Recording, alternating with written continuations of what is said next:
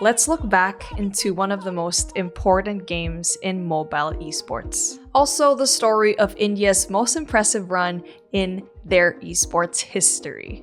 Honestly, I was supposed to just make a simple history of Godlike and how their journey was so far in the last 3 years and boiled up to the World Championships here for 2023, but the more that I researched, the more I realized the gravity of the situation and the importance of their win. Long story short, it's a damn good story, so let's do this, let's dig deep. The pinnacle of gaming is esports, and gamers love to watch who is the best of the best in a competitive setting. Mobile esports is in its early stages, but you can see how rapidly it is growing. The mobile esports scene is very rich in developing countries where PCs and consoles are too expensive to own. It has opened up opportunities for people to play competitively on their phones as technology for handheld devices are improving so quickly. An established esports scene will result in mobile gaming getting the respect it deserves, as it proves that it is real gaming when you can see that it has a competitive edge. Companies are also taking notice and started getting in on the hype of mobile gaming. We need to establish a healthy ecosystem after all. But what is the esports ecosystem?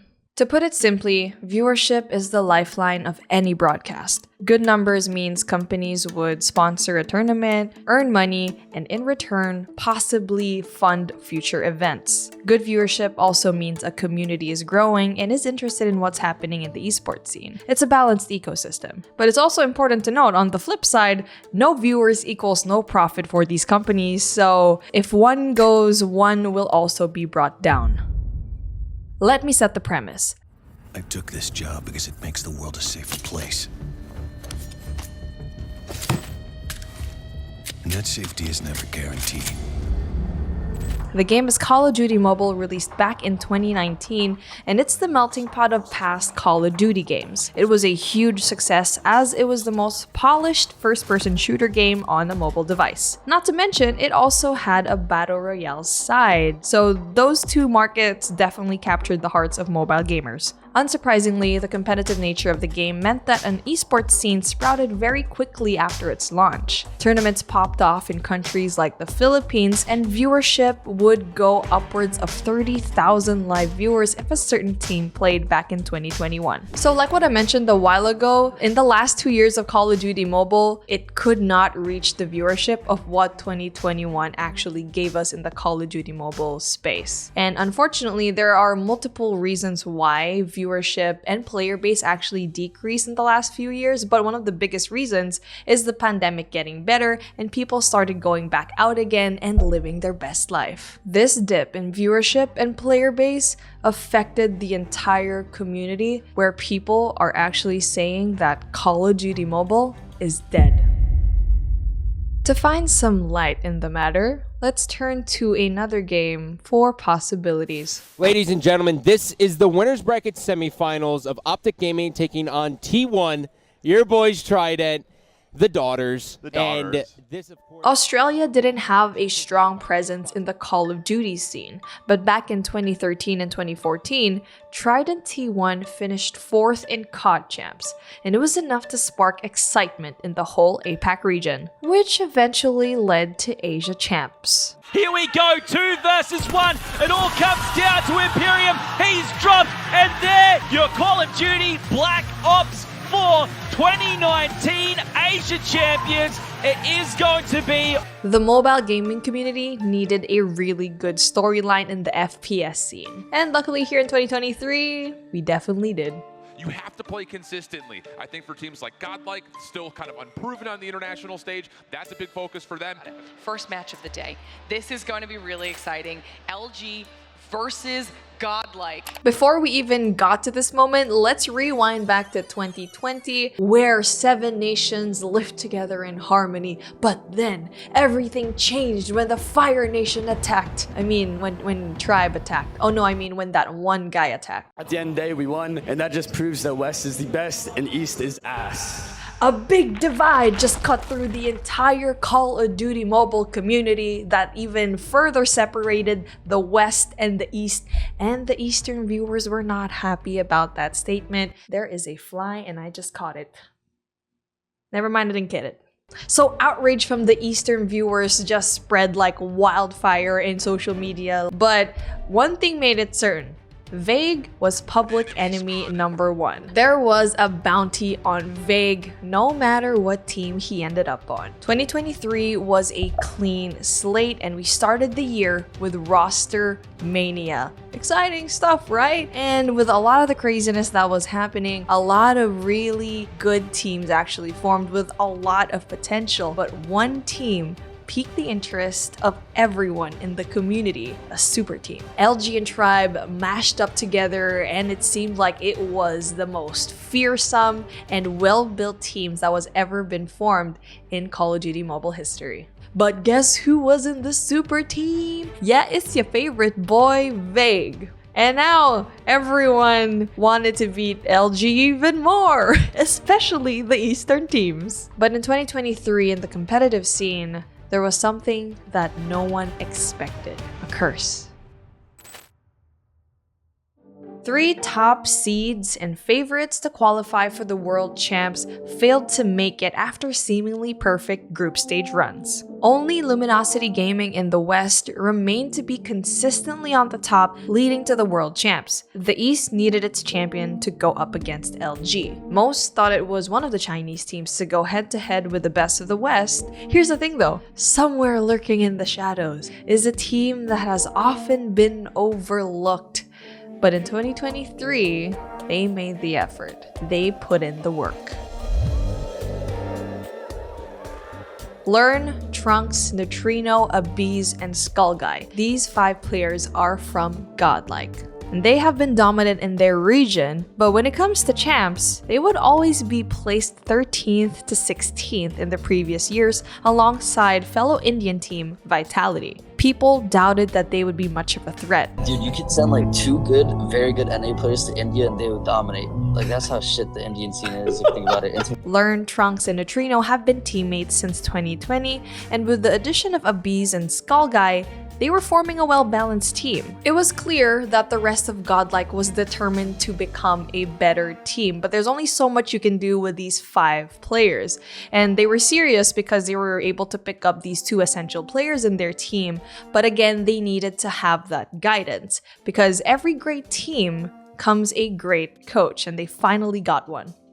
So I am Igor Coach, yeah. I play COD from 4 years, but I start with Coach 3 years. So I am Brazilian. I didn't speak English so good, but in these 3 years, I only work with Brazilian teams. So in these years is my first time with one international team like Godlike and Zignos in January, I think. How long have you been with Godlike? Yeah, 6 months. Yeah, I started in July. In the weeks leading to Stage 5, a LAN tournament held in India had Garena teams participate and eventually showed dominance against the Indian teams.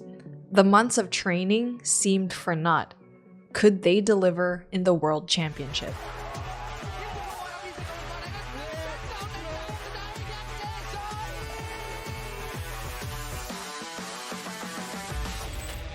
What's good and welcome to Atlanta.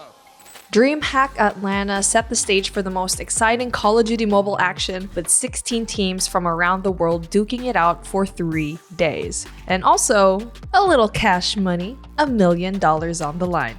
On day 1, half the teams will be eliminated in a Swiss format, and here's the thing, no Indian team has ever made it to playoffs. Unfortunately, a handful of players spread out from different teams could not make it into Stage 5 in Atlanta. Godlike was one of these teams, and they were hit hard because Coach Igor, the rock of the team, could not provide that guidance in person, and also Skullguy, a really impressive AR that could go head-to-head with the best in the world, couldn't make it either. So Godlike was going into Stage 5 very much handicapped. But still, they didn't give up. Their sub Prevail tried to make ends meet, and they needed to double time to make Prevail fit into their team composition.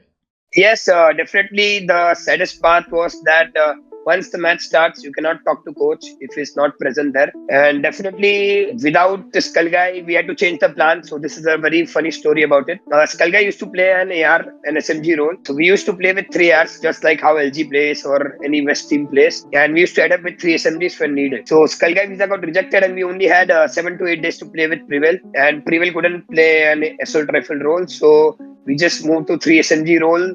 And we are pretty, just confident with what we do because there's no going back in 8 days. And without coach and Skull Guy, I pushed my team a lot. I was motivating them a lot that even if you guys do wrong, it's right because you guys are the best. Prior to day 1, tweets were already circulating about Godlike's performance during scrims, and they were actually kicking butt. But still, people wondered how true it would be when game day actually happened. It does not go his way. Get straightened out, Trunks, and learn. Trunks with a double. It's all up to Neil. And the snipes and Neutrino finds him. And all they need to do is learn to stick the defuse and walk away with a 2-0 victory over Exclusive. Difference maker taken out of the equation. 11-3. Abyss from up top. Saucy still with the spice.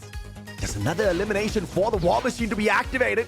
Ha! Doesn't get it, but Godlike makes it to the playoffs with a fantastic victory, 2-1 on TLE, and they shut down your #1 seed of LATAM. The hype was building, and at the very end of day 1, there was 6 Eastern teams and just 2 Western teams that will be moving on to the playoffs. How did you feel in that loss, and how did you guys bounce back after that loss, beating Kings, Exclusive, and eventually TLE? As I mentioned before, one of the strongest map was Apocalypse Hardpoint, but we forgot to think that we are playing with Prevail, so it's not Skull Guy.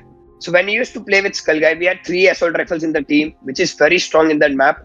But with Prevail, we forgot about it. But that was definitely an eye-opening match for us to decide our veto, to change our strategies, and to not think about what we had done before with Skull Guy, and to think about what we can do with Prevail. So we talked with Prevail after this match. So Prevail told us that I'm comfortable in this maps. I can do this. I can bring this on the table. So we did the veto accordingly in the next match, and it worked out. It was basically an eye-opening match for us. Competition was stiff with half the teams already gone, but definitely day 2 was a test for Godlike as to how far they have come. Nobody does the same thing to him. Oh my goodness. We kind of heard from a lot of the NA guys who scrimmed this Godlike team before the event started that Godlike was looking nasty, and we're seeing exactly why right here. Domination from beginning to end, almost like we saw in the Hacienda. This time, no letting up as Godlike are fueled. How was the process like when it comes to preparing for day number 2? Pretty confident in hardpoint and control because SPG was really good in search and destroy. So in the V2 process, we played really smart. We got each and everything what we planned for. And in search and destroy, we knew that SPG had only 2 maps which is strong. So firing and one was Tunisia. So we prepared for both the maps, but they choose firing. Even if they choose Tunisia, it would be a good match. And all these things were pre-planned and it worked out against SPG.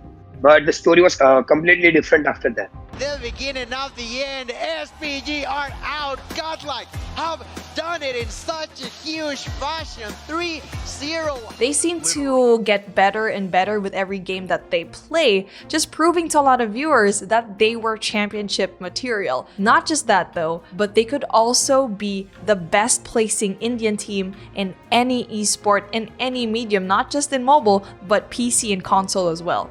But it's definitely going to be hard because they were going up against Luminosity Gaming in day 3. Introducing Luminosity! The storyline was set. Excitement filled the air in day 3 as the last hope for the West rests in the favorites to win the tournament. The East had 2 Chinese powerhouses that had a rich history of rivalry in between them. And of course, we have Godlike, the underdog that clawed their way to the top 4. The first matchup to start the game was a David versus Goliath situation. Godlike had a tough matchup ahead. To be honest, the match against LG, we didn't focus much on the veto and map picks and all. Yeah, we did discuss, but our major focus was to win them mentally because these guys were really good. And I'll be honest, they had more experience than us. They're pretty smart. So beating them like SPG was not really possible because the playbook they had was much bigger than us. And we knew that. So our goal was to beat them mentally. We prepared for, we made the veto. Although definitely we didn't got all the maps as we planned for. They outplayed us in the veto little bit. So we got to pick our Sachin instead of firing. That was our pick. And we are pretty confident that we cannot let them win in this match. So in our first match, our goal was to, not let them dominate us. The match went back and forth down to the wire. The opportunity to clean, but Godlike managed to get inside, but he's just not going to be enough. Re-cleared A. Seeing if they take Washing down at mid, he can't get the quick scope. Now an opportunity to either battle back towards A or just pinch the B site. Godlike, absolute masterminds on firing range. Smoke starts to delay things. Tech is hearing a lot, but wait, Lord's got himself an annihilator. He found himself the first shot. He's gonna lead the way. He's clearing every corner. Band up top. He gets 2. No, not gonna get the 3rd. That may be enough to hold them back. Last live is up to a bees, and LG will blow him out with a Sparrow. Contest comes through. Neutrino able to get himself a double. Light War Machine for Envy. Only gets 1. Godlike can still win. 242, 242. They've got control. You've got Lord. He's got an operator left. They just need 2 more seconds. Tech, can you clear it? No, he can't. Let's go to Meltdown. Oh, look at the hype. Look at their faces. Look at the way they celebrate. They've done it. It was not easy. LG got a... Godlike was able to bring it to a game number 5 search and destroy in their strongest game mode to close out the series. Winner advances to the grand finals and the loser gets placed 3rd to 4th. Screw the money! Pride was on the line and this was personal. LG winning means that they've been in the grand finals 3rd year in a row. Godlike winning on the other hand means the best placement of any Indian team in esports. That's a lot of pressure if you're going to be for both of these teams, actually. One team has never been to the grand finals and one team has always been in the grand finals. I want you to be honest with me on this one. When Tribe Gaming won the championships, the first time we've had a champion, Vague said the West is the best and the East is ass. Was it one of the driving forces for you wanting to beat LG? Yeah, definitely. This was one of the major driving source. Last year we lost badly. So this is like, activating some powers in it. This was a very strong point that we realized that we need to improve. We can't be this bad because we have been also working the way he's working. And you won't believe that in Scrim for stage 5, so all the East teams had this feeling that this time we want to show that East is the best. And all the East teams were wishing each other. And after we won LG, all the East teams, Volt, Powerhouse, these guys came to us and we celebrated together. So even the Q9, these guys all were talking about practicing together, make a unity, and this time let's show them that East is a one super. So each East team was supporting each other. So this is a big W for the community and which boosted us also. Even we supported all the East teams when they were playing against West. People were expecting this to be a very close matchup, even reaching OT. But that wasn't really the case. It's all yellow hearts. Yeah, LG. Oh my god, dude! I've never seen a team disrupt LG this hard in a best of 5 in my entire life. And it's looking like it's all... Oh my god! Oh my god! LG, you're getting shit on! They only get to push on the side. Oh, Neutrino with 3, 4! We watching LG games and we talking about we need to play with our aggressive SMGs. ER players need to play side point more. With this game style and with this confidence, I said, hey guys, we only lost if we lost our mental inside the game, So we need to keep with confidence. We trust in the team and we can win easy, This last map, we don't prepare for this map. This is the truth. We don't prepare for this map. We only prepare our mental. Learn is the game leader. Only know Vague play with shotgun, Renine, and Washi play with support when these guys play B, and when play A, Washi maybe play mid. So we have a little information for this map, It was the last map, and my plan was just to destroy them mentally, so we could do everything we could. We did. And yes, we were not prepared for Meltdown because with Prevail, we didn't have much time to play all the maps, so we choose some particular maps to practice. And Prevail, in fact, didn't understand our callouts because we had different callouts in Meltdown. On the offensive, did not spot the player Red Boiler. We'll get the callout, learn. He will get tagged up with the R9. He's going to be one shot, but it doesn't matter. No way. Learn gets him as well. That's the first blood. Bomb is down. Learn still with the R9. Spots Big as well. Big gets a trade. 4 versus 4 now. Envy. And the players of LG, they need to play a retake right here. 35 seconds left.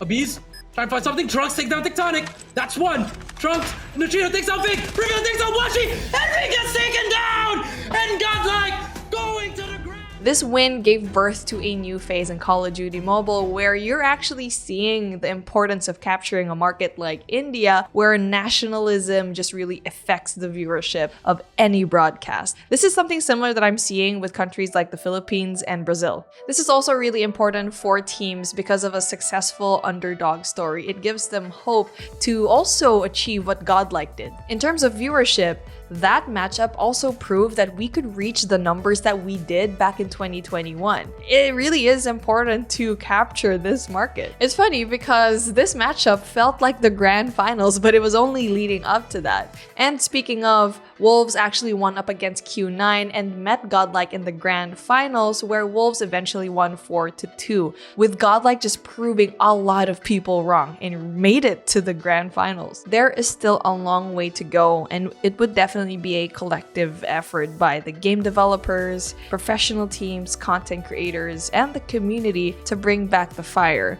Godlike's win was the spark that we needed here in Call of Duty Mobile because one, we saw that the viewership increased when they played, and in return that viewership, like what we saw a while ago in the esports ecosystem, would reel in more sponsorship. And also, that underdog story will bring in even more pro players. And I'm already hearing a lot of talk of former pro players that left the game wanting to make a comeback because of Godlike's win. Insane! All teams need to understand one thing very important. All situations is possible. So if you are one Ninja team, you can beat one North America team. If you is one Latin team, you can beat one Chinese team this next year. You know, all things now is impossible because Godlike make these results. I'm really proud of what I achieved today, but being an esports player, it's just I am not able to, like sleep very peacefully, because when you're this close to the gold medal or the grand final, the WC trophy, and you lose it, it's pinching, it's kind of very heartbreaking for me to accept. But as I said, last year also we did the same. We lost, we came last and nobody had hopes, but we didn't stop. We kept moving forward. But the most important aspect here is the real life story of how Godlike was the last place just a year ago and was able to achieve a performance that they did and brought themselves to the grand finals with pure hard work and passion. And this fire was felt around the world and definitely shook up the community.